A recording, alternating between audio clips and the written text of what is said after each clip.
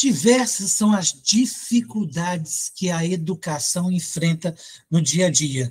Num país tão grande como o Brasil, cada região acaba vivendo também alguns problemas específicos, mas a educação inclusiva é um problema que permanece ou é geral em todos os estados. E é exatamente sobre isso que nós vamos conversar com a PhD em Neurociências e também neuropsicopedagoga e especialista em educação, ou seja, ela tem 2 doutorados em educação e está desenvolvendo um trabalho muito interessante com protocolos e como trabalhar a inclusão.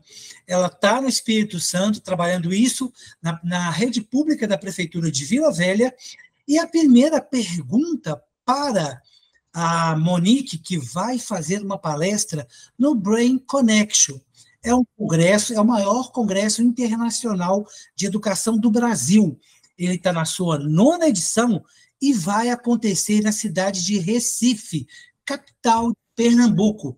Você que está nos ouvindo pelo podcast, que está nos vendo pelo YouTube, pode conferir na nossa legenda todas as informações sobre o link do evento, como que você faz sua inscrição e como que você pode participar, porque simplesmente é o maior evento do Brasil e está incrível na área de educação, tanto para você, professor, quanto para os profissionais também da área de saúde. Monique, quais são as principais dificuldades, ou como que a gente pode dizer, transtornos que vocês identificaram nos alunos e como você percebeu que isso poderia ser mudado para poder acolhê-los melhor nas escolas? Sim, o que nós temos hoje na escola são alunos laudados, né, com dificuldades na aprendizagem, com transtornos específicos, mas que não fazem parte do escopo da educação especial, com direito, muitas das vezes, a um cuidador, a um professor de apoio, né? Muitas das vezes esse aluno é laudado, mas não tem esse direito. E aí nós percebemos que esses alunos precisavam de um ajuste educacional previsto, né, em lei, mas para que eles pudessem ser atendidos didaticamente em sala de aula, de acordo com as suas necessidades e especificidades. Então, nós preparamos, a Prefeitura Municipal de Vila Velha, com a gerência de ensino, me convidou para ajudar a preparar esse protocolo escolar de acolhimento e acompanhamento do desenvolvimento do estudante com transtornos específicos na rede de ensino de Vila Velha, no Espírito Santo. Este é o material. Este material ele vem para ajustar algumas questões na sala de aula, com o trabalho pedagógico do professor, inserido com a didática específica para cada comorbidade, aluno e suas especificidades, trazendo a equidade no tamanho normal, para que ele possa, então, ser incluído nas suas necessidades de escola e escolarização. Então, nesse documento, nesse protocolo, a gente trata algumas questões importantes e alguns transtornos importantes. Por exemplo, a dislexia, a descalculia, a dislalia, né, o transtorno de déficit de atenção com ou sem hiperatividade. Nós tratamos também os transtornos de aprendizagem, transtorno opositor, tratamos também a esquizofrenia, alguns desajustes comportamentais, temperamentos. Então, a gente lida com isso nesse documento para apropriar esse aluno de uma didática específica relacionada ao seu ensinamento e processo de aprendizagem. Então, o que nós vamos considerar aqui? Alguns aspectos vão ser considerados nesse documento e nessa praxe, que seria, por exemplo, os aspectos familiares, os aspectos culturais, neurológicos e biológicos. Nós vamos tratar disso, perceber isso, né? Estar junto com esse aluno nesses aspectos onde a gente pode interferir, dando a ele uma oportunidade, dando a ele uma chance, dando a ele uma intervenção positiva para que ele possa aprender e apreender conteúdos, né? Que é um desafio muito grande, né, Monique? Porque o que acontece é que, primeiro, em alguns casos, a própria família se nega, né, ou quer não acreditar que aquilo existe, Perfeito. que a criança não tem nada daquilo. Então, isso é um primeiro fato. Um segundo fato é que, muitas vezes, passa despercebido pela família, e, às vezes, a escola é que vai descobrir ou identificar aquele transtorno, aquela deficiência, o que é uma questão muito séria, muito e séria. que isso, infelizmente, ou entre aspas, felizmente, tem crescido muito também depois da pandemia, né? Essa questão desses alunos com todas essas dificuldades e essas deficiências que você citou. Dá para você comentar, por exemplo, elencar alguns desses protocolos que vão ser sugeridos, né, que vocês começam a trabalhar e que você pretende apresentar na sua palestra? Sim, nós também vamos perceber alguns ajustes, considerando alguns aspectos.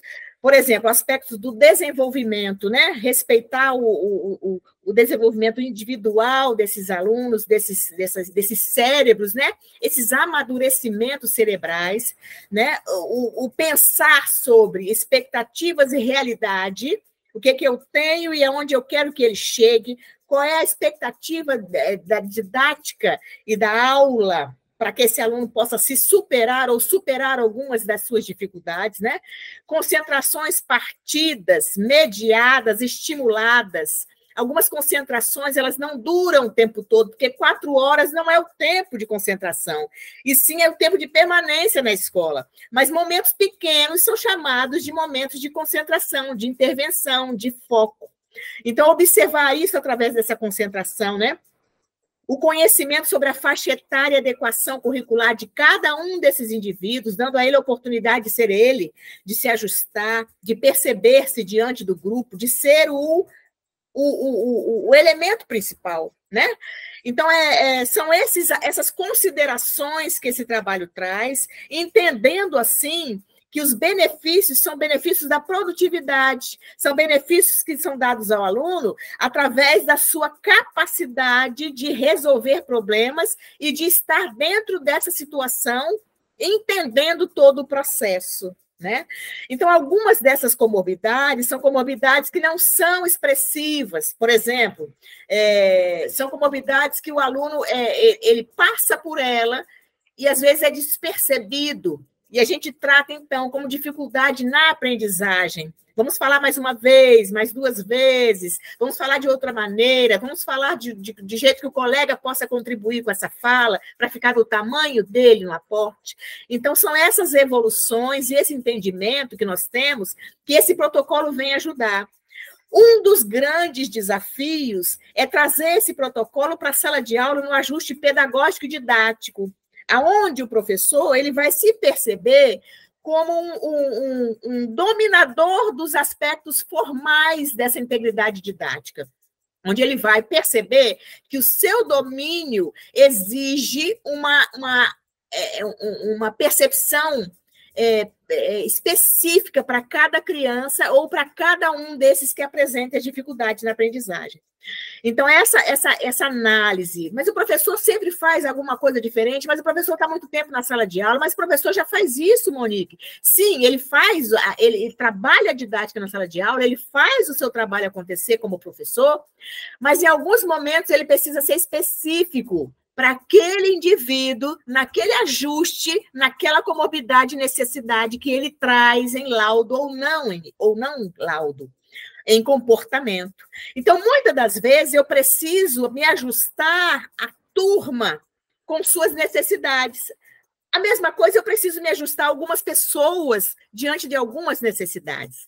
Então, esses alunos, eles trazem para nós algumas especificidades, algumas situações que vão nos deixar diferenciados a partir do momento que a gente muda a didática para trabalhar o aluno naquele contexto que ele nos trouxe. Então, aí tem uma questão, só para a gente pontuar, Monique, sem problema. Eu que peço perdão que te interrompi. Mas é só para a gente pontuar no sentido de essas questões todas, ela vem com também um outro desafio, que é preparar o professor para isso, porque vocês vão dar cursos, no caso aí de Vila Velha especificamente, para os professores da rede pública, porque eu imagino que na sua palestra lá no Brain Connection, obviamente você vai ser concorridíssimo nessa palestra, mas a gente está levando mais uma questão para o professor se ocupar dentro de tantas outras, né? É a questão do plano de aula, é a questão do conteúdo, é a questão de fazer uma aula mais atrativa. Então, primeiro vocês vão dar esse curso, no caso aí, de Vila Velha, né? Aí, qual que vai ser a sua sugestão já lá no Brain Connection para toda a plateia que vai estar te assistindo? E antes de você responder essas duas, eu queria te perguntar se o que vocês estudaram tem uma faixa etária específica dos estudantes. Sim. Esse trabalho é um trabalho que vai rodar por toda a prefeitura, em todos os segmentos. Nós estamos iniciando esse trabalho na educação infantil, né? Alunos de 4, 5 anos, onde a gente já começa a perceber algumas mudanças no comportamento, algumas distorções. Então, começamos por ali. Toda a prefeitura, nós temos menções de que toda a prefeitura será tratada e avaliada para se colocar esse instrumento como um apoio na sala de aula. Todo mundo vai ser, como eu digo, todos os professores serão comprometidos nisso, estarão diante disso, recebendo como informação, serão informados disso, melhor dizendo, e toda a rede estará sendo treinada nesse protocolo. Esse protocolo nada mais é do que uma atuação específica do professor que já atende, já faz um trabalho didático-pedagógico, mas com um olhar mais pontual. Esse protocolo não vai agregar mais trabalho, vai dizer ao professor, foque nisso, foque naquilo, perceba isso, observe esse aluno, traga para você, escute ele, faça dessa forma. Esse protocolo vem pontuar algumas das necessidades já existentes, porque já existe, né? Essas comorbidades elas já estão inseridas no processo acadêmico e há muito tempo, até mesmo antes da pandemia. E então, o professor vai estar aí buscando um jeito de amenizar esse processo a partir do seu manejo de sala, da sua didática, em consideração as experiências e expectativas que vão surgir a partir de cada criança e cada transtorno específico. Então, eu não estou falando aqui do aluno que precisa da educação especial e do professor colaborador, do professor mediador, ou do professor que fique perto dele, cuidador, inclusive.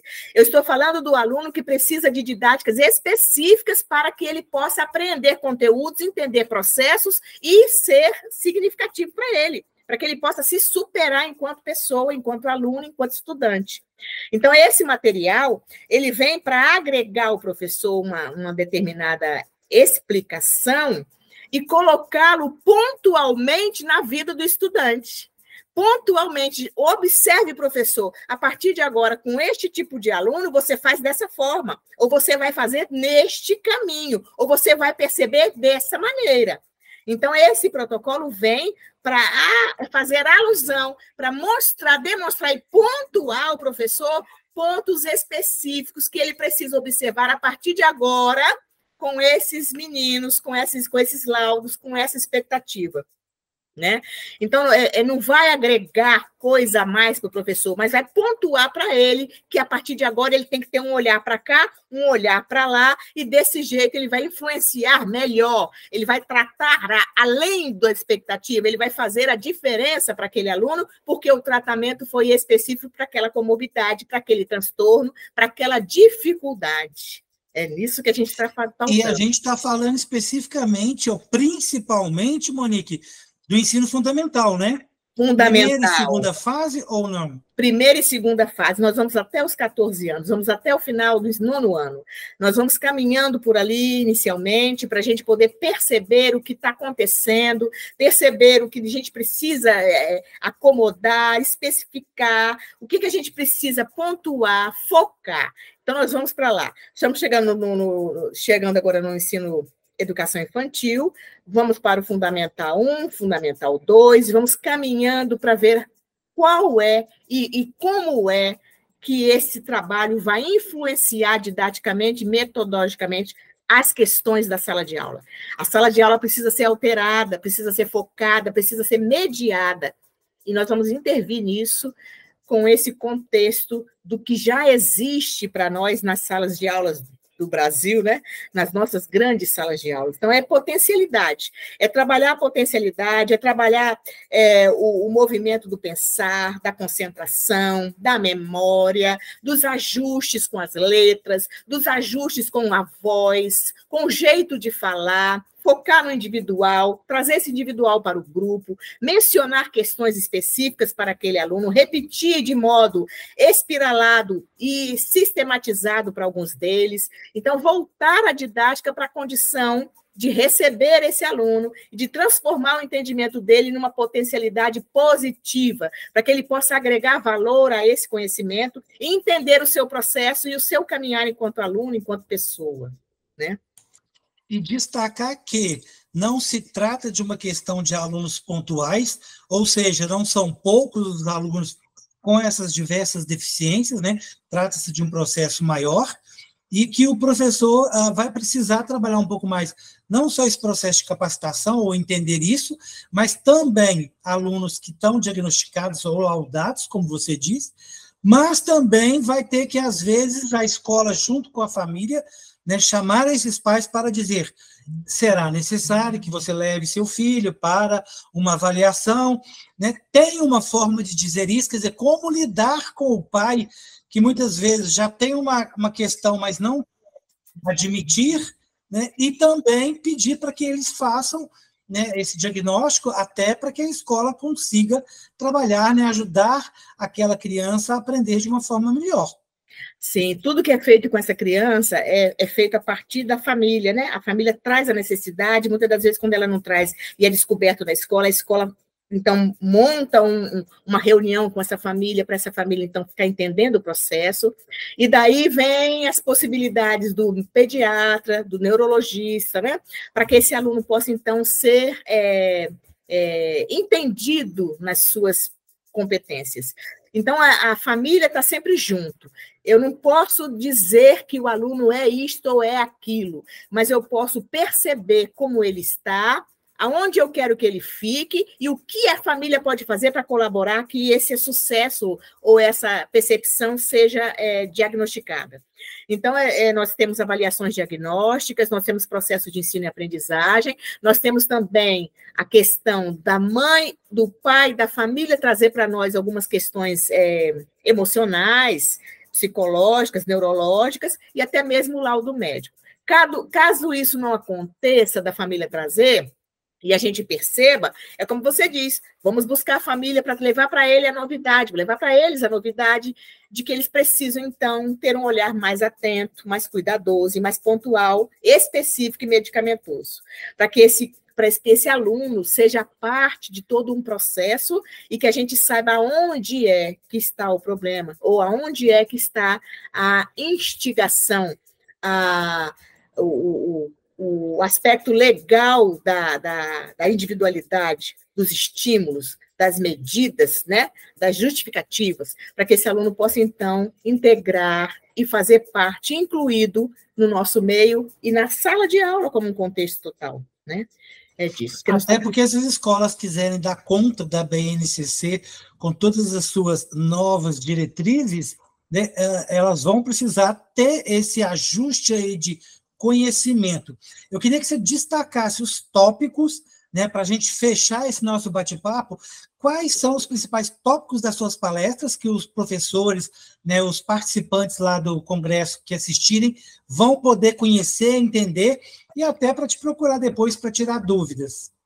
Nós vamos falar sobre aspectos familiares, culturais, neurológicos, biológicos, aspectos formativos de sala de aula, a didática e a mediação, a intervenção, vamos falar da memória, da corporeidade, da estratégia do pensamento, vamos falar do desenvolvimento, do pensar sobre expectativas e realidade, vamos trazer as contribuições, as mediações e os estímulos, e vamos falar sobre um protocolo de acolhimento didático na sala de aula, para esses alunos, no contexto educacional, para que todos eles possam ser atendidos diante das suas necessidades.